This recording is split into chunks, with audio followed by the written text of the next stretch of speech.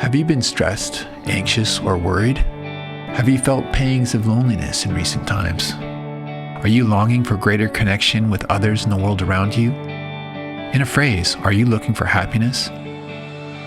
You are not alone. Millions of others are seeking this feeling of spiritual, mental, and physical wellness too. This podcast explores the underlying causes of unhappiness and shares with us the secrets of rewriting the frequent thoughts and redirecting the common behaviors that keep us in that state. Join forensic psychologist and best-selling author Dr. Neehall and her guests as they dive deep in the realm of psychological wellness and explore ways of finding happiness on demand. Hi, everyone. Welcome. In this wonderful podcast today, Happiness on Demand, I'm delighted to introduce you to my friend, colleague, confidant, Dr. Julie Anne Zeig. Yes, she's married to a wonderful man, Dr. Zeig, and together they make magic. The magic Julie has done for over 3 decades in the Valley in Scottsdale is breakthrough work in eating disorders and complex trauma. She's brilliant at what she does. Not only does she do that, but she's on the Faculty of Medicine at the Mayo Clinic. She's an on-air psychologist as well. And so without further ado, let's turn the microphone off to you. Let's put you in the spotlight, Julie. Talk to us about your findings in the field and how we can use your findings to make ourselves a better version of ourselves, please. Well, thank you, dear friend and esteemed colleague. It is an honor always to be in your presence, and I'm just so excited to be here today. So you have asked me to talk about eating disorders, and especially my heart, my passion, which is the interwoven relationship between eating disorders and complex trauma. And it's difficult because we take two really complex presentations. I didn't want to use the word disorder. Presentations, eating disorders and complex trauma, and we weave them together, which clinically we see all the time. But from a treatment model perspective, there is a paucity of treatment for, and therefore we oftentimes have low rates of full recovery, which is heartbreaking and, in my opinion, ridiculous in this day and age of treatment. So it is my platform to be able to inform not only other professionals, but people who are struggling so that they have more knowledge, first of all, to know that they can and will get better if the people that they are working with really understand the comprehensive nature and help them to work through all of the issues, which is driving a maladaptive coping relationship with food. So that's a mouthful, and I apologize for that. No, I'm eating up every word that you're saying, pardon the pun, and I'm not suffering from indigestion yet. I think it's exciting what you're talking about, because what resonated for me, Julie, is the fact that you're giving us hope. You're telling each and every one of us that we can recover from this and we can maintain this. Absolutely. Full recovery is possible. To do that, we can't just work on surface symptoms. Yes, we need to be able to work on changing behaviors when we are in the middle of an eating disorder, but we need to be able to sustain those changes. And our current models of treatment, in my opinion, and by efficacy rates, show that we're not doing a very good job. CBT is the front runner in the treatment of eating disorders, has been from the early 1980s. There is nothing wrong with this treatment model. It's actually quite sound. However, the efficacy is about between 50 and maybe 60% effective for eating disorders. And for me, that's not enough. And I believe that because our treatment and conceptualization lens is not wide enough, especially to include the presence and resolution of complex trauma, that's why our rates of recovery are so low. And I think that's hopeful, because it says if and when we include the treatment of unresolved complex trauma, people can and do get better. It's life-changing for them. That's exciting, Julian. How do you go about doing this? Say a person comes to you and they're jaded because they've tried any and everything, as I'm I'm pretty certain you've had that Oh, all the time, all patient. the time. You bet, you bet. Well, I think first and foremost, isn't it wonderful that people recognize now, of course, that we use food or misuse food really as a primary emotional coping mechanism. I'm grateful that over the past decade, people are aware of that. And in fact, we chatted before the podcast and you said, talk about how people use food for their emotions. And I said, I will, but I want to go beyond that. Because it is not just that we reach for food in response to our emotions, but if there is unresolved complex trauma, which I'll define in a minute, people are not able to sometimes know what the emotions are that they are reaching to food to help soothe. People then, when they recognize that they're reaching for food in response to emotions, they can't tolerate or allow themselves to care for themselves in any other way. And oftentimes, when they do connect to their emotions and connect to their body through things like CBT, they get flooded if there's unresolved issues of underlying complex trauma. So we need to go beyond the awareness that people utilize food to cope emotionally. And we need to recognize when there are things that are driving things in a more complicated way, like complex trauma, and then how to treat it. So if it's okay, I'm going to talk about what is complex trauma. Sometimes even the most seasoned clinicians don't understand the difference between, more like big T or PTSD driven trauma and complex trauma. And there is an overlap there. But complex trauma is when people have experienced multiple and interrelated experiences of trauma, which can include physical abuse or sexual abuse or emotional abuse, also physical and emotional neglect. But it happens in the early years of life. Oh, whenever I say this, I get emotional. The primary years of life, when your self is most tender and yourself is psychologically developing and unfolding. So it occurs early in life and by definition at the hands of your primary caregivers, which is typically your attachment figures.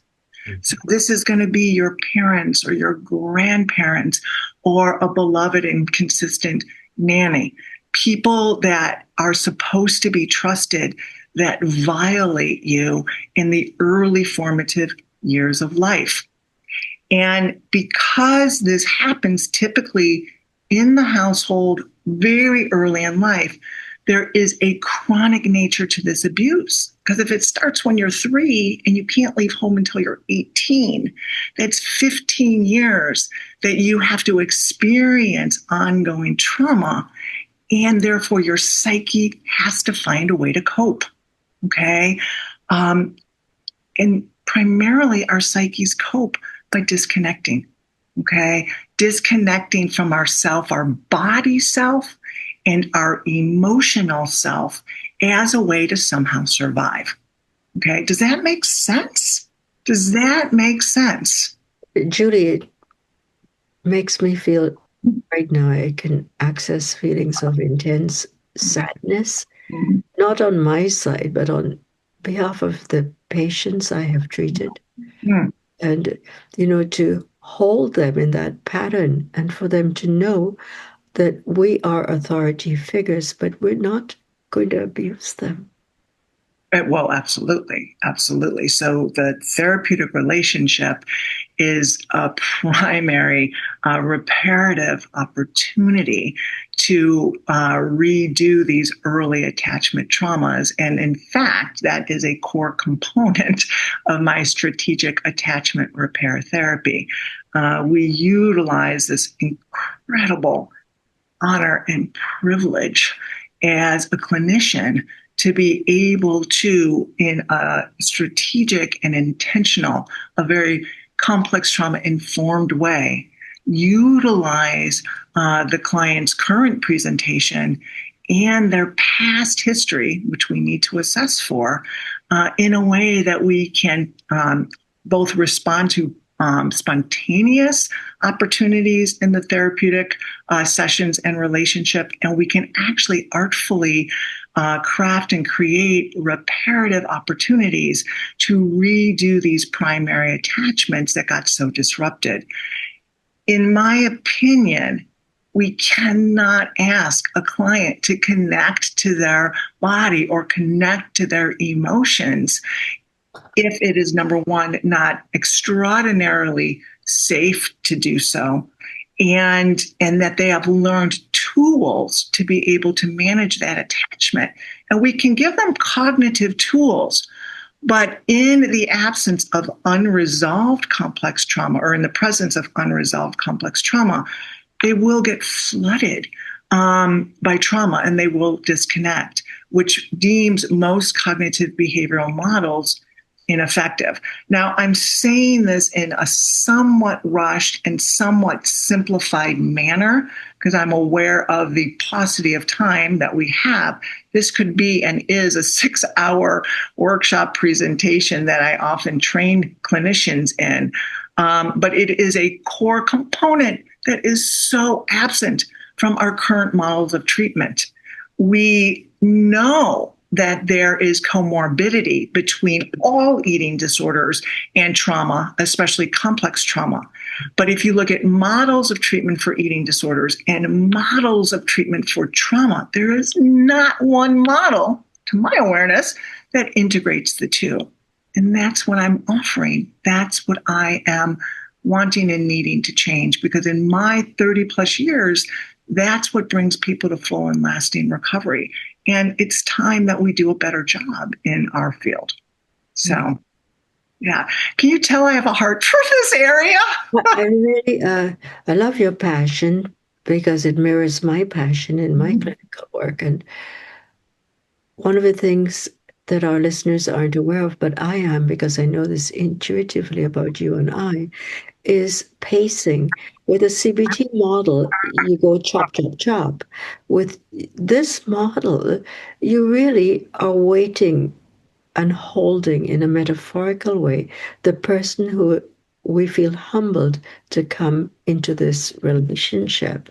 And for me, that means I need to wait and hold and wait. Yeah. You can tell you're an extraordinarily talented and attuned clinician.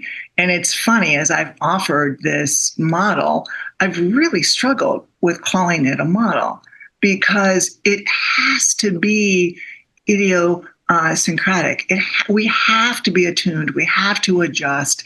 And I actually like the word framework much better. It is a conceptual lens that is broader and brings in many different components of necessary repair. And then there are ways to do that. I do have my own style, and there are components of that I think are really important. But a model, in my opinion, is something that we impose on all clients. And I think we need to have a framework. We need to have an understanding and a roadmap for what we believe creates repair and healing and resolution, and in this case, full recovery. And then we need to adjust it as we sit across from a client that we are pacing with and attuned with and working to tailor to their own individual language. In fact, I'm presenting on this very thing in Lucca, Italy, next week, and so it really is. It brings in so many beautifully complicated and complex models that can seem a little bit overwhelming to a clinician, but it's necessary in the complexity of this presentation of the client and what they're struggling with. And the hope in this is when we do this and we do it well, clients are able to get better. I will never accept a client sitting across from me saying, I know that I can't get fully better. I've heard this myth that says I'll never be able to have this eating disordered mindset ever not be part of my life. And I always look to them and I say, you know what? One day we're going to be sitting across from each other and we're going to be reflecting back on this day and we're going to be smiling and laughing with each other when you are fully recovered and you have complete freedom from the prison of your disordered eating and your disordered relationship with self. So I have, that is where my passion comes from. Everyone deserves to live a life where they are free of really the obsessive, compulsive prison that are eating disorders. And it's possible. I promise you. I know it. Well, I think that to support your comment, it's not that you're just promising this to us, but you have clinical data to support what you're saying. And I think all of us listening to you need to tune into that. What Julie is saying is she's presenting us with a framework, not a formula. And there's a very big difference between framework and formula. In my work, I like to say, I'm going to present you with a scaffold. And we could put things on a scaffold, but I like using that because it causes me to be humble as well and to understand it's a scaffold. And based on your time, you will tell me what we're going to put and what we're going to take off that scaffold. Yeah. No, it's really true. We need to walk through treatment with our clients, and our clients are the ones that have the answers within themselves. And, when I will say that, sometimes other clinicians will scoff and they say, yeah, but how about the disordered aspect of it? They're not seeing things accurately. There's a distortion. And I say, yes, there is an eating disordered part, but we still need to tap into the psyche of the individual sitting across from us. We need to understand their story. We need to be attuned to their present, current interpersonal response to us, their reaction to their own emotional states. Do they get dysregulated or, overwhelmed or dissociative in response to the different things that we are offering?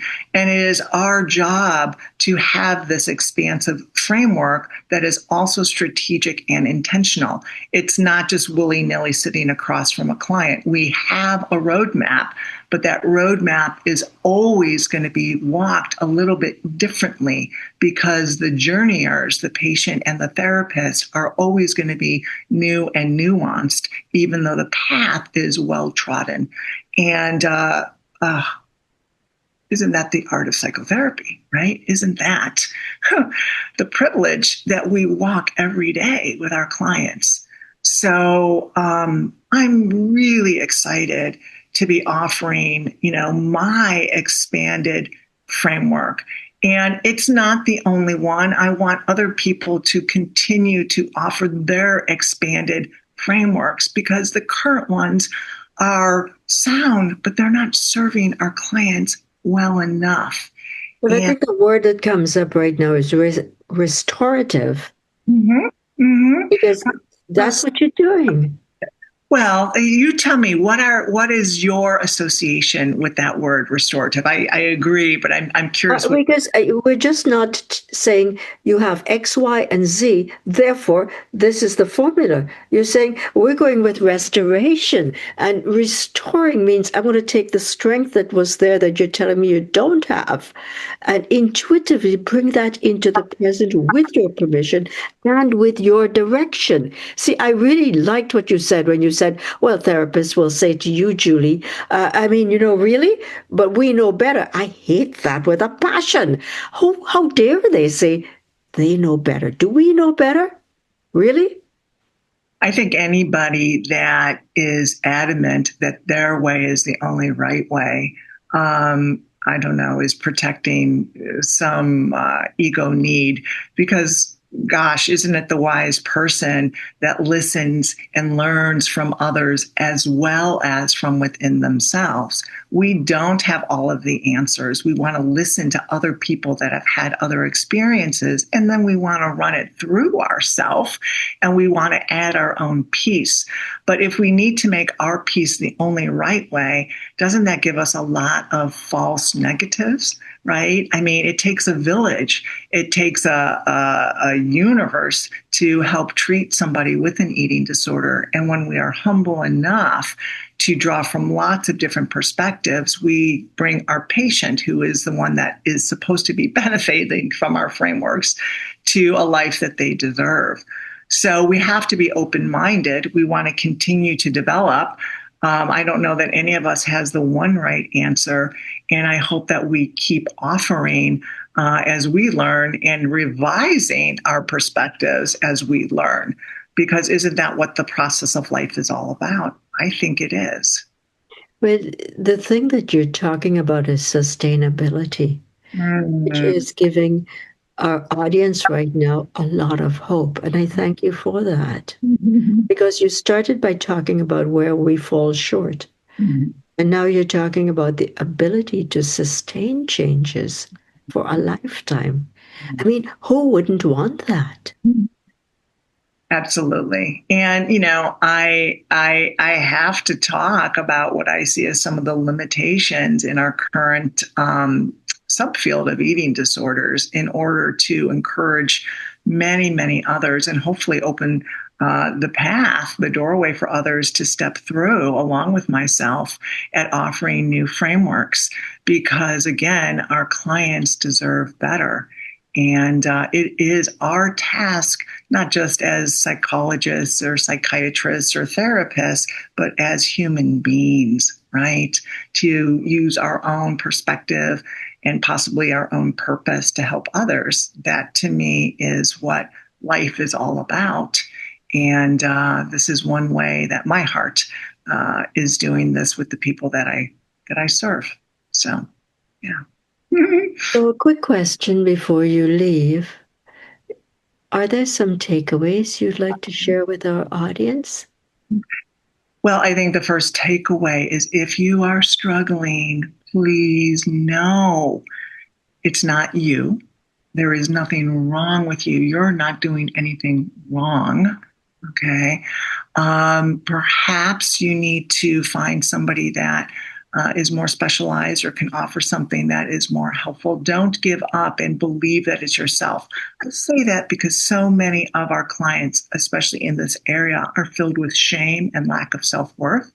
And so if they're struggling, they're going to look at themselves instead of maybe I'm not being offered the right treatment modality or it's not the right therapeutic fit.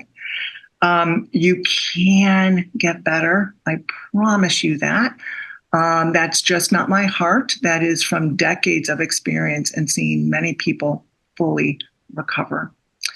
I think the other takeaway is that we have to not only recognize, which we're doing now, that eating disorders are impacted by unresolved underlying complex trauma, but we need to start offering models of treatment or frameworks of treatment for how to fully repair this. It's imperative if we are to get long and sustaining change. And what would be the third takeaway? I think the third takeaway is that everybody has a story. And it is a physical story, and it has an emotional story, and it contributes to sometimes what allows us to be joyful in the here and now, and also what brings us to struggle. We have to look at that. The past is not the past and then it's done. It can be once it's resolved, but all too often the past is brought into the future and it obstructs us from becoming who and what we want to be. So it's okay to look back towards resolving because we want to take back our life. We want to be fully healed and empowered so we can have the life that we deserved before whatever happened to us. So don't be afraid to put the time into that. It will serve you well. And in the long run, it will help you to struggle, in my opinion, the shortest amount of time, because you'll have a more effective mode of really healing yourself and what is creating your current struggles, at least in the area of eating disorders and complex trauma. I think that this is true in many, many areas of disorder, but I'm speaking from my area of expertise. So don't be afraid to put in the time and the work. It will serve you well, and you can have the life that you deserve and want. And to add to that, I guess what resonates for me is the idea that we look at the past and think it's all negative. And sometimes we can harvest from the past some strengths to move forward with. So that's something that I think Julie's also sharing with us. And the underlying theme for me is your ability, our ability, to practice self-compassion. Yes. Well, part of the work oftentimes is helping our clients in an authentic way to get to a space of self-compassion. Mm-hmm. It's one thing that they can know that they're supposed to not say negative things to themselves. They're supposed to know all this, but how can we artfully, as therapists, know history, tailor this to their specific psychological self and help them to eventually repair, reconcile, sometimes forgive whatever it is that most of the time they are unjustly accusing themselves of, and approach themselves with the compassion that we're all deserving of. We are all imperfectly human and error and have parts of ourselves and behaviors all the time that we could feel shameful for. We have to understand, and we have to ultimately embrace ourselves with compassion. And that is within the relationship with yourself. You can experience that with others, but until you can experience that within yourself, you can not really truly heal and move forward. There's good news and bad news with that, right? We have to be the one that heals ourselves, and we get to be the ones that direct whether or not we're able to heal. Isn't that fantastic? It is. And I'd like to thank you, Julie, for spending time with us. I know you're very busy, but I'm sure we've all gained a lot from your insight, and above all, from who you are. So if you like this podcast, share it with friends, please. You can get a hold of Dr. Anne Zeig on her email. You can get a hold of me if you've got any questions as well. So until next time, bye for now. Thank you for joining this discussion on happiness. We hope this helps to inspire you to lead a more joyful life. To dive deeper into the subject of happiness, be sure to check out Dr. Neehall's book, Happy is the New Healthy, available as an ebook or hardcover. For additional resources, visit our website at drneehall.com. Until next time, stay happy.